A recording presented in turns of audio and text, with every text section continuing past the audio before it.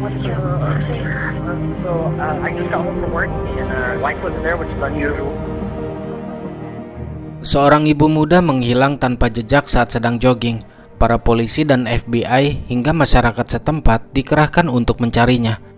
22 hari kemudian, dia ditemukan dalam kondisi mengenaskan. Namun siapa sangka, di balik kisah yang menghebohkan ini, tersembunyi sebuah rahasia yang tidak pernah dibayangkan oleh siapapun.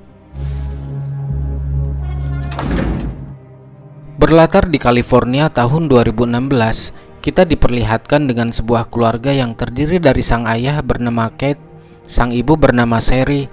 Mereka memiliki 2 anak, satu laki-laki dan satu perempuan.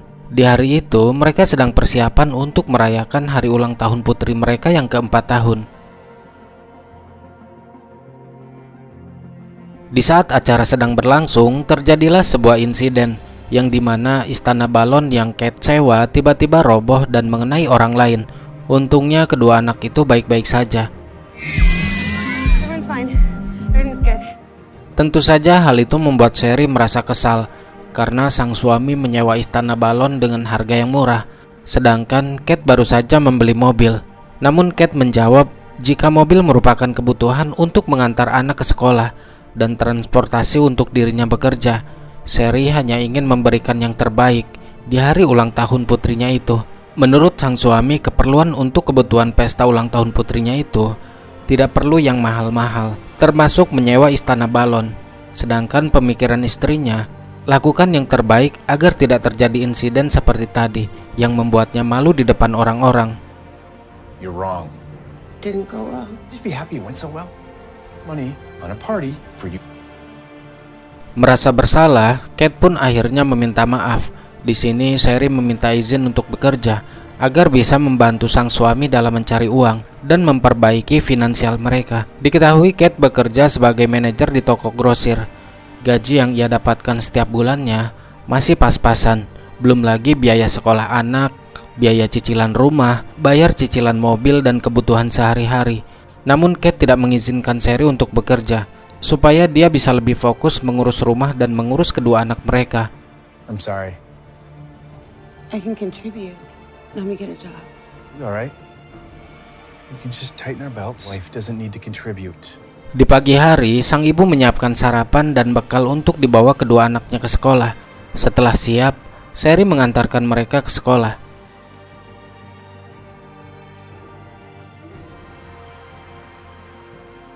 Sedangkan di tempat kerja, Kate meminta gajinya dinaikkan, tapi atasannya menolak permintaan tersebut untuk saat ini. Tiba-tiba handphonenya berdering. Ternyata itu adalah pesan dari sang istri. Sherry menyuruh suaminya itu pulang di jam istirahat untuk melakukan hubungan suami istri. Tapi Kate tidak bisa karena dia sedang sibuk. Di rumah, Sherry mendapat surat peringatan dari pihak bank tentang keterlambatan mereka membayar tagihan. Karena merasa bosan, Sherry kemudian pergi jogging. Namun di tengah perjalanan, dari belakang tiba-tiba ada seseorang yang mengikutinya. Dan inilah yang terjadi. Sore telah tiba. Kate yang baru sampai di rumah memanggil istri dan anak-anaknya. Namun tidak ada seorang pun yang menjawab.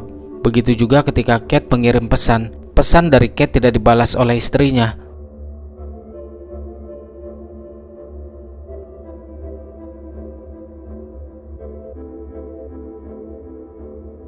Merasa ada sesuatu yang tidak beres, Kate lantas menghubungi tempat penitipan anak dan menanyakan apakah Sherry sudah menjemput kedua anaknya itu.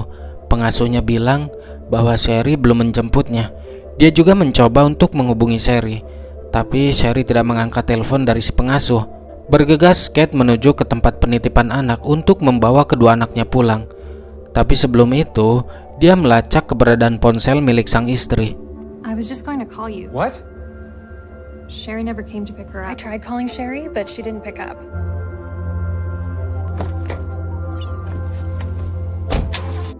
Setibanya di titik lokasi, akhirnya dia menemukan ponsel, headset, dan rambut milik Sherry. Kate merasa ada sesuatu yang janggal. Ia menduga sepertinya seseorang telah membawa secara paksa istrinya itu. Dengan perasaan panik, dia lantas menghubungi 911. Her hair ripped out. Phone has got my wife. I can't find my wife. I need her headphones and. Okay. Tidak berselang lama, para polisi tiba di TKP. Dua detektif yang menangani kasus ini adalah Anthony dan Molly. Mereka menemukan beberapa bukti yang mengarah bahwa tidak ada tanda-tanda perlawanan. Bahkan, mereka menyimpulkan jika ini bukanlah kasus penculikan. Mereka bisa menyimpulkan seperti itu karena ponselnya tergeletak rapi dan headsetnya tidak kusut. Seharusnya kalau memang ada perlawanan, kabel headsetnya bisa saja kusut ataupun putus. Pikirnya seperti itu, dan ponselnya pun berserakan. Sang detektif pergi ke rumah Kate untuk menginterogasinya.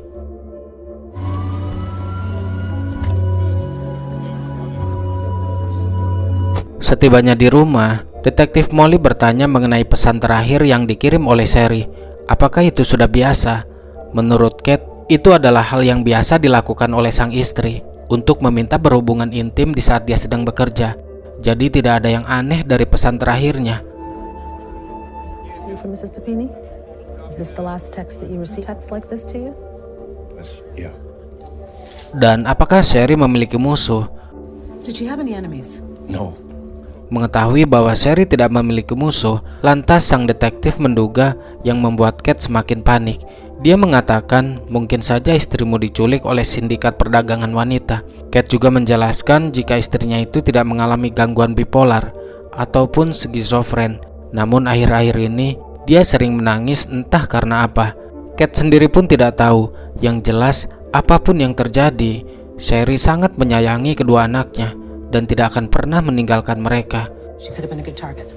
It's possible your wife was kidnapped and What are you telling me? into forced labor or sexual exploitation. Did she suffer from... Did she have an issue with mental health that might explain a sudden change in behavior? Bipolar disorder, schizophrenia. She wasn't crazy, overwhelmed, and she'd cry. Whatever happened, never leave the kids, not like this. Esok harinya, kedua anaknya menanyakan sang ibu. Kate menjawab bahwa ibunya sedang liburan ke suatu tempat seorang diri untuk menenangkan pikiran. Lalu sang ayah menyiapkan sarapan dan mengantarkan mereka ke sekolah. Pikiran Kate saat itu sangat kacau.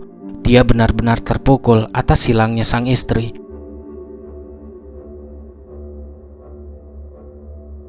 Beberapa hari kemudian, mereka belum juga menemukan titik terang. Orang-orang yang prihatin atas hilangnya Sherry pun turut memberikan dukungan. Mereka memasang pita, papan pengumuman, dan beberapa foto yang berisikan info tentang hilangnya Sherry. Kasus ini cukup membuat geger, sampai-sampai banyak media yang meliput. Salah satu liputan yang ditayangkan di stasiun televisi, Kate menyampaikan bahwa dirinya mengucapkan terima kasih kepada siapapun yang ikut membantu mencari istrinya. Dia berjanji akan mencari istrinya itu sampai ditemukan. We keep going without you all. Prove that here today. To bring Sherry home. We're gonna find my wife. Mengetahui Sherry menghilang, ibunya lantas datang ke rumah Kate untuk membantu menjaga anak-anak. 5 hari hilangnya Sherry, para polisi mencurigai suaminya sendiri sebagai dalang dari semua ini. Kate dites menggunakan alat pendeteksi kebohongan dan hasilnya dia tidak terbukti bersalah. Most people don't agree to this. Keith, did you kill your wife? I've got nothing to hide. Absolutely not. Do you know where Sherry is? No. That's the lie detector test with flying color. Kate mengungkapkan kekhawatirannya tentang kesehatan istrinya. Dia benar-benar frustasi. Dia tidak bisa membayangkan di saat kejadian, mungkin Sherry berteriak memanggil namanya untuk meminta pertolongan. Dia sangat merasa bersalah karena tidak ada di saat istrinya membutuhkan bantuan. Her screaming my name. I'm not there. And not there. I don't know. 10 hari telah berlalu. Merasa pihak kepolisian tidak serius menangani kasus ini, Kate kali ini menegaskan bahwa mereka harus segera menemukan keberadaan istrinya karena anak-anaknya terus menanyakan ibu mereka. Detektif Molly menjawab, "Kami bekerja sama dengan FBI dan kami telah melakukan yang terbaik. Jadi mohon bersabar untuk hal ini."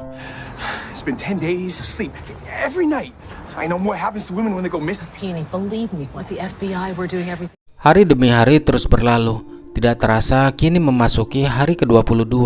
Para polisi dan keluarga korban sudah mulai frustasi karena tidak bisa menemukan petunjuk apapun. Di hari itu, tepat di jam 4.30 pagi, seseorang tengah meminta bantuan di pinggir jalan raya Sacramento. Yang ternyata itu adalah Sherry dalam kondisi mengenaskan. Tubuhnya penuh dengan luka, hidungnya patah, dan masih menggunakan rantai di pinggangnya. Sherry tampak ketakutan dan panik, entah apa yang sebenarnya terjadi. Jarak dia berada saat ini sampai ke rumahnya sekitar 150 mil atau 240 km. Beruntung ada seorang wanita yang mau menolongnya. Wanita tersebut langsung menghubungi polisi dan dia membawa Sherry ke rumah sakit. I just picked up a woman off the side of the highway. What's your name, sweetheart? Sherry. I was kidnapped. Good, you're Sherry Papini. Tidak berselang lama setelah mendapat kabar dari wanita tersebut, polisi mengabari suaminya Sherry dan Kate segera menuju rumah sakit untuk melihat kondisi sang istri. Setibanya di rumah sakit, detektif Molly dan detektif Anthony sudah berada di sana. Mereka melakukan pemeriksaan terlebih dulu kepada si korban dan sedang menjalankan tes DNA melalui pakaian yang digunakan Sherry di saat kejadian. Kemudian Kate menuju ke lantai atas. I want to see my wife. Your clothes through DNA. Third floor. Kate sangat sedih melihat kondisi istrinya yang penuh dengan luka, seakan sebuah mimpi bisa dipertemukan kembali setelah beberapa minggu menghilang. Kate diminta untuk menunggu di luar, sedangkan detektif Molly akan menginterogasinya. Berkali-kali sang detektif menanyakan siapa yang melakukan semua ini, tapi dia tidak mau menjawab. Dia hanya ingin berbicara dengan suaminya. Ask you a few questions. Sorry. Sherry, try to find out who did this to you. I'll speak with my husband. Atas dasar hal itu, Kate pun disuruh masuk. Kate bertanya mengenai kronologi dan siapa pelakunya. Nah, disinilah Sherry mulai bercerita. Sherry bercerita ketika dia sedang jogging, tiba-tiba dua orang wanita menggunakan mobil van berwarna putih menghampirinya. Mereka mengatakan bahwa mereka berdua adalah mantan polisi Meksiko. Lantas, mereka pun membawa Sherry masuk ke dalam mobilnya sambil menodongkan senjata. Mereka menyeret Sherry hingga sebagian rambutnya terlepas. Di saat itulah, dia sengaja menjatuhkan ponsel dan headsetnya agar orang-orang, terutama suaminya, mencari keberadaan istrinya itu dan tahu bahwa istrinya dalam keadaan bahaya. They snatched me. They used to be law enforcement. Two women they said. You describe them at all? Sherry menyebutkan ciri-ciri mereka. Yang satu lebih muda, memakai anting-anting berbentuk lingkaran besar dan memiliki lengan agak sedikit berbulu. Yang satu lagi lebih tua. Dia sangat jahat dan memiliki alis yang tipis. Kemudian, mereka membuat sketsa wajah si pelaku berdasarkan keterangan dari Sherry. Older woman, she was in eyebrows. Mean. They were both Mexican. What do you remember about your time in the van? Not that much. Beberapa hari kemudian, semua warga yang memberikan dukungan tengah bersiap menyambut kedatangan Sherry dengan penuh sukacita. Tidak hanya warga yang menyambutnya, banyak wartawan yang ingin mewawancarainya. Kedua anaknya dan ibunya Sherry pun sangat senang karena Sherry bisa kembali ke rumah dengan selamat. Malam harinya, ketika sedang berada di kamar, Kate meminta maaf karena tidak bisa menjaga istrinya dengan baik. Dia berjanji akan lebih memperhatikan Sherry. To be your love forever. Never gonna lose you again. Di kantor polisi, detektif Anthony menemukan sebuah fakta yang mengejutkan. Menurut hasil tes DNA, bahwa mereka tidak menemukan DNA milik wanita di salah satu pakaian Sherry. Yang ada malah DNA laki-laki ditemukan di CD-nya. Dan itu bukan milik Kate, suaminya. Mereka akan terus mencari DNA siapakah yang ada di CD-nya Sherry. DNA found on any of her clothes. Who does it belong to? DNA found on her underwear. And it's not Keith.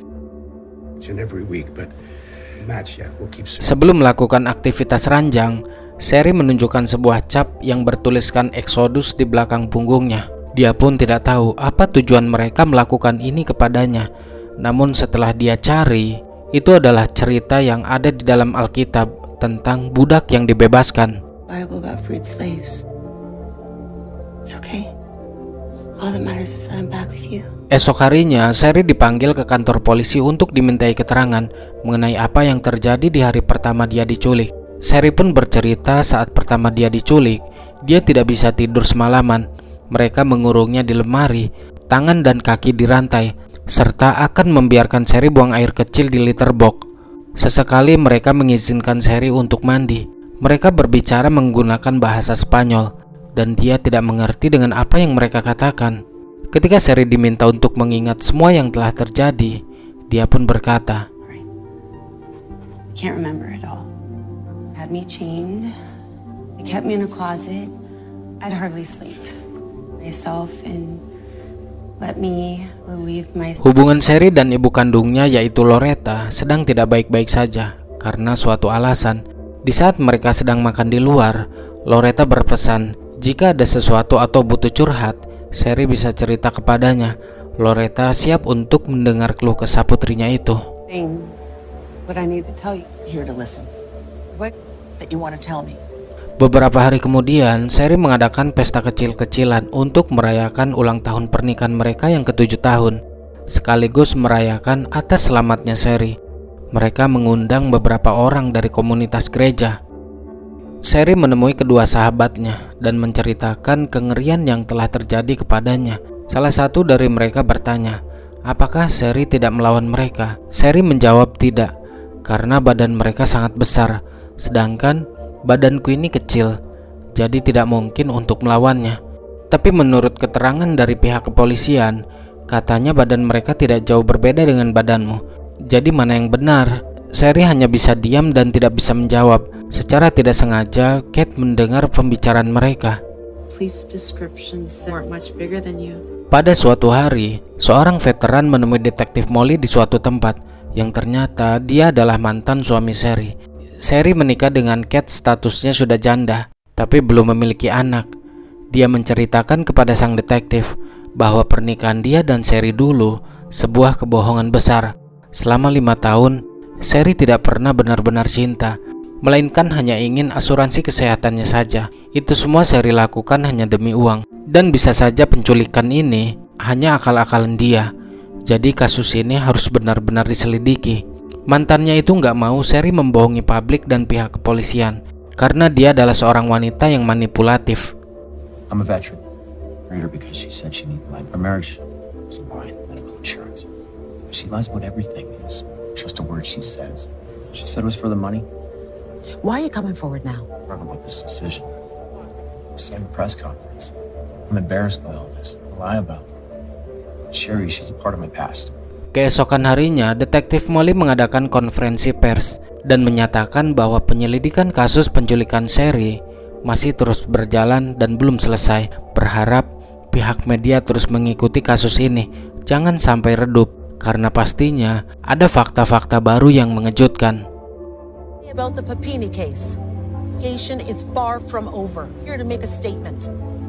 It's just begun a new chapter. Sisi lain, Kate menghampiri Sherry yang lagi beberes dapur. Dia tiba-tiba mengatakan, berapa tinggi mereka? Maksudnya mereka dua orang wanita yang menculiknya itu. Sherry menjawab, lebih tinggi darinya. Persisnya dia tidak tahu pasti. Dari sini Kate mulai curiga. Masa iya? Selama 22 hari dia tidak ingat, bahkan lupa dengan wajah-wajah si pelaku. Sherry beralasan jika dirinya trauma dengan kejadian itu, jadi dia tidak mau mengingat apapun. Suaminya itu hanya ingin para pelaku ditangkap agar tidak ada lagi yang menjadi korban. Staring at them for 3 weeks. It's kind of weird. You don't remember anything else about their faces? I'm traumatized. Are you sure? Seiring berjalannya waktu, para polisi banyak menemukan kejanggalan-kejanggalan dari kesaksian Sherry yang katanya dia diculik 2 orang wanita. Tapi faktanya, mereka menemukan sampel DNA laki-laki di CD-nya. Dan masih banyak kejanggalan lain yang membuat para polisi bingung. Ceritanya pun seperti tidak masuk akal. Motifnya apa dan bisa kabur dari mereka gimana caranya? Itu tidak pernah dijelaskan oleh Sherry. Ditambah lagi dari kesaksian mantan suaminya yang mengatakan bahwa Sherry adalah seorang wanita yang manipulatif, Sehingga atas dasar hal itu, mereka terus menggali informasi yang lebih dalam tentang kehidupan Sherry di masa lalu. Tidak jauh beda dengan kesaksian dari mantan suaminya, ibunya Sherry pun berkata hal demikian, jika putrinya itu seorang pembohong, playing victim, dan pandai bersandiwara. Tapi dia mengatakan kepada orang lain seolah-olah bahwa ibunya lah yang jahat, sering memukulinya, padahal ibunya itu sangat menyayangi dia.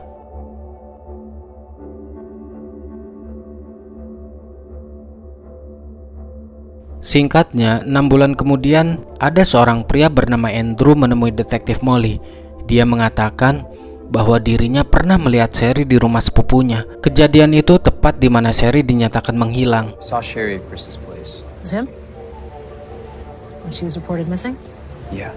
Setelah mendapatkan informasi di mana sepupunya berada, detektif Molly secara diam-diam mengintai pergerakan Chris. Saat itu, Chris sedang membuang sampah. Detektif Molly turun dari mobil dan mengambil sampel DNA milik Chris yang ada di botol minuman untuk dilakukan pengetesan apakah sama dengan yang ada di CD milik Sherry.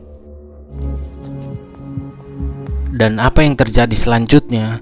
Setelah hasil tes DNA itu keluar, hasilnya cocok 100% milik Chris. Itu artinya penculikan yang selama ini diselidiki adalah kebohongan besar dari Sherry.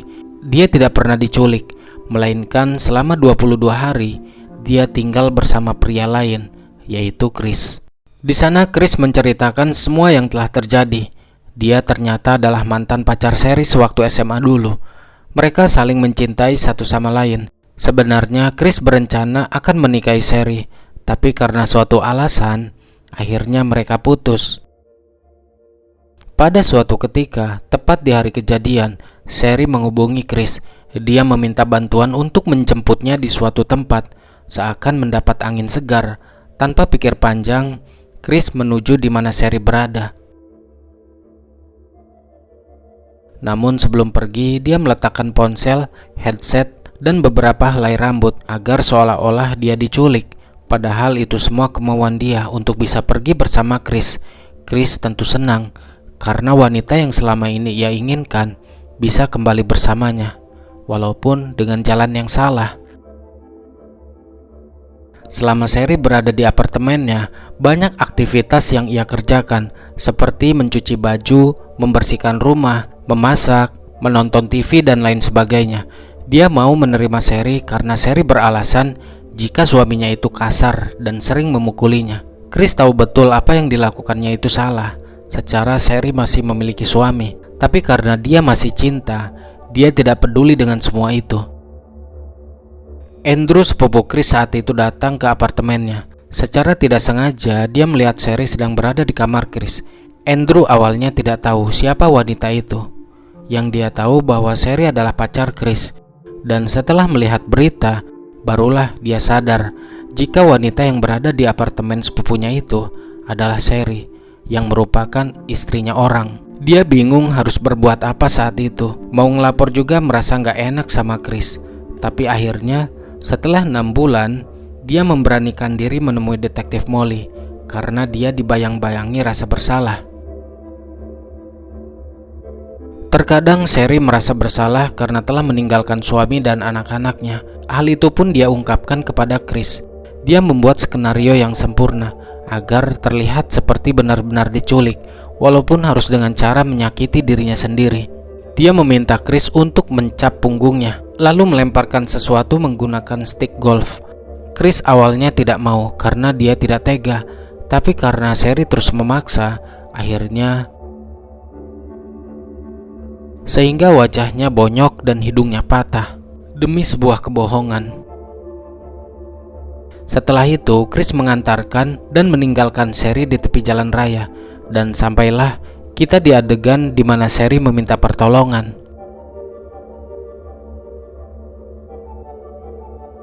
Setelah mendapatkan keterangan dari Chris, akhirnya detektif Molly menghubungi Kate dan mengabarkan bahwa si pelaku sudah ditemukan.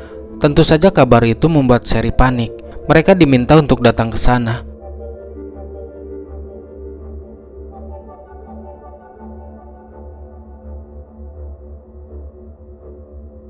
Setibanya di sana, mereka memperlihatkan foto Chris. Detektif Anthony bertanya kepada Sherry, apakah dia kenal dengan pria tersebut? Dengan wajah panik, Sherry pun lantas menjawab bahwa dirinya tidak mengenalinya. Dia malah meminta para detektif agar jangan membuka masalah itu lagi, karena hal itu akan mengingatkannya kembali tentang kejadian yang mengerikan.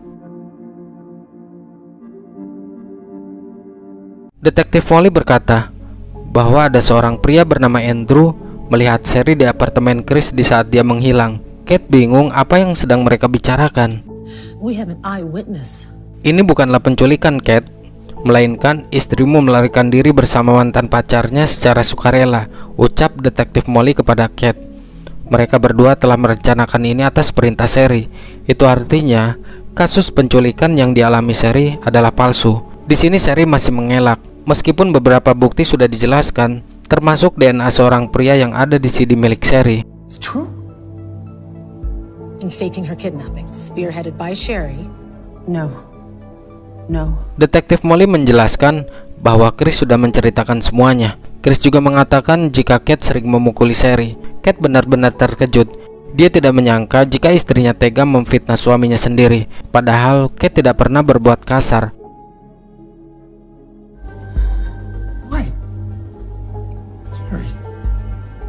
Namun 2 hari kemudian, dia ditangkap kembali. Dan di saat itulah, Kate menceraikan Sherry. Stop lying. I said was the truth. I'm taking the kids. Ketika konferensi pers sedang berlangsung, detektif Molly mengatakan selama pencarian Sherry menghabiskan anggaran $150.000 atau kalau sekarang dirupiahkan 2M lebih. Semua orang benar-benar kecewa. Mereka merasa diprank oleh penculikan yang sudah disetting. Pada bulan Maret tahun 2022, persidangan Sherry pun dilakukan. Di depan hakim, Sherry mengakui semua perbuatannya dan menyesalinya. Sherry dituntut atas tuduhan penipuan dan pemalsuan. Penipuan terhadap FBI dan pemerintah Amerika Serikat dengan mengaku diculik oleh 2 orang wanita Hispanik. Jadi Hispanik itu adalah istilah yang merujuk pada orang-orang dari negara-negara berbahasa Spanyol, terutama di Amerika Serikat. Simpelnya gini, blasteran dari Spanyol yang tinggal di Amerika Serikat, dan pemalsuan dengan membuat luka-luka untuk mendukung cerita palsunya. Responsibility. Will accept. Sherry Papini dijatuhi hukuman selama 18 bulan penjara dan denda sebesar kurang lebih $310. Tidak hanya itu saja, setelah menjalani 18 bulan penjara, dia harus menjalani pemantauan selama 36 bulan atau selama 3 tahun. Jadi selama 3 tahun setelah keluar dari penjara, dia dipantau tidak boleh lepas dari pandangan pihak yang berwajib. Dalam masa pemantauannya Sherry, dia mengungkapkan telah kehilangan segalanya, termasuk kepercayaan dari orang-orang terdekat, reputasi, pernikahan, dan hak asuh kedua anaknya. Dia benar-benar menyesal dengan apa yang telah dia perbuat.